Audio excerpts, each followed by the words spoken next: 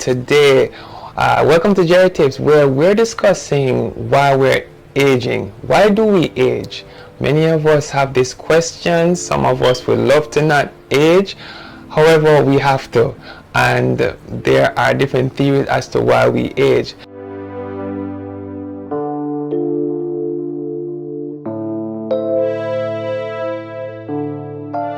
So the Jerry stat for today is the life cycle of a red blood cell is 120 days.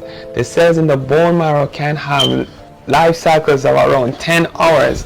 And this is from the Guyton and Hall textbook of medical physiology. Our Jerry fact for today. I want to say something. Hannah says hi everyone. My name is Hannah and my daddy's name is Chad. Excellent. So the Jerry fact for today is that the cell production begins with replication of DNA. And this is from the Guyton and Hall textbook of medical physiology. And that's the textbook that I used in medical school. Okay, so today I like to share with you what the theories are of aging. There's no certainty as to how significant each one is, but I think the truth is, to some degree, each theory does apply to each of us. So let me share them with you. All right. The first theory is the target theory of genetic damage, which postulates that as we live our lives, our DNA will replicate as we produce more cells, and as more cells are produced, cells will die. As genetic material replicates, there are errors that produce genetic material that may not be helpful.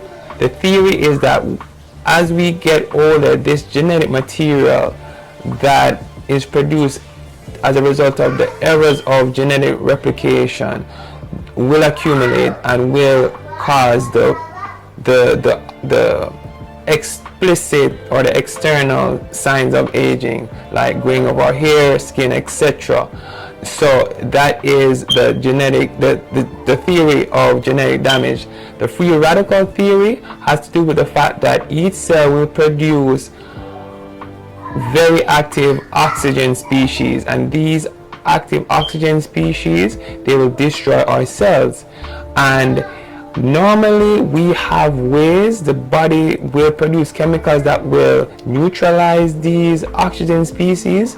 However, there will come a point, and this point is different for different people, where we don't have the chemicals in a sufficient amount to counteract the oxygen species that are produced.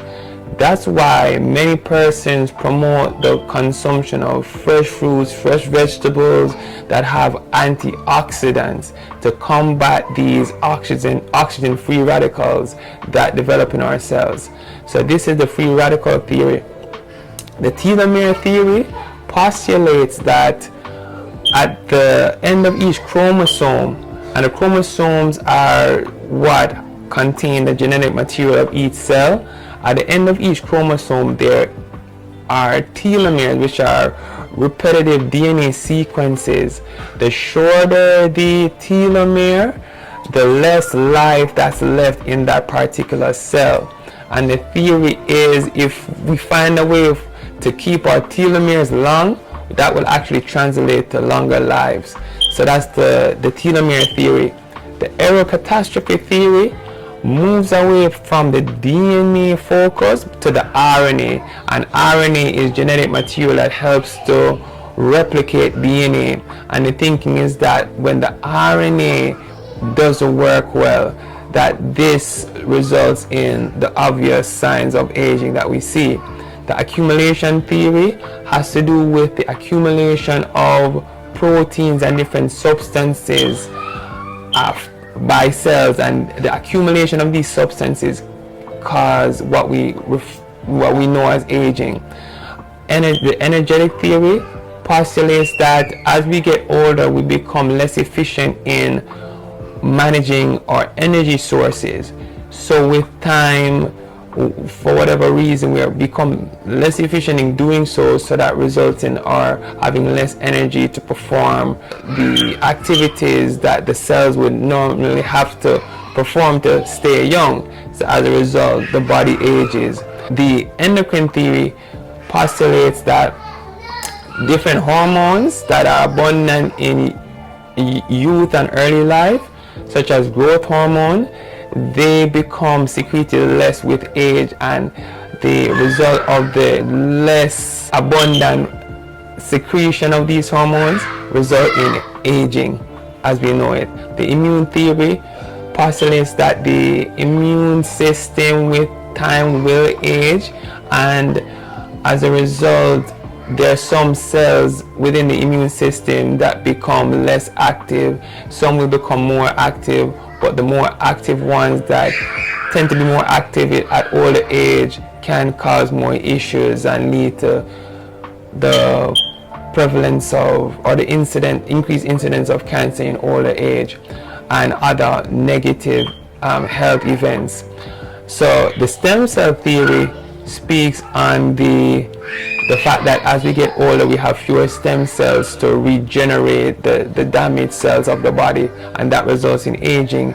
And then finally the epigenetic theory speaks on not the DNA but different chemicals that interact with the DNA, such as the methyl group, that depending on how it interacts with the DNA can actually determine the rate at which we age. So these are the 10 major theories of aging, and as mentioned before, I believe that each of us will have some component of each of these 10 theories of aging. So the Jerry tip for today is protecting your skin from the sun each day is one way of protecting the skin from aging. Smoking cessation can help to protect the skin from aging, and for more information feel free to visit the American Academy of Dermatology, and they have a website, and on that website just look for the section for non-physicians, and there's some good information on how to minimize those wrinkles and to keep young looking. And that's it. All the best today, my friends. I'll see you next time on Jerry Tips.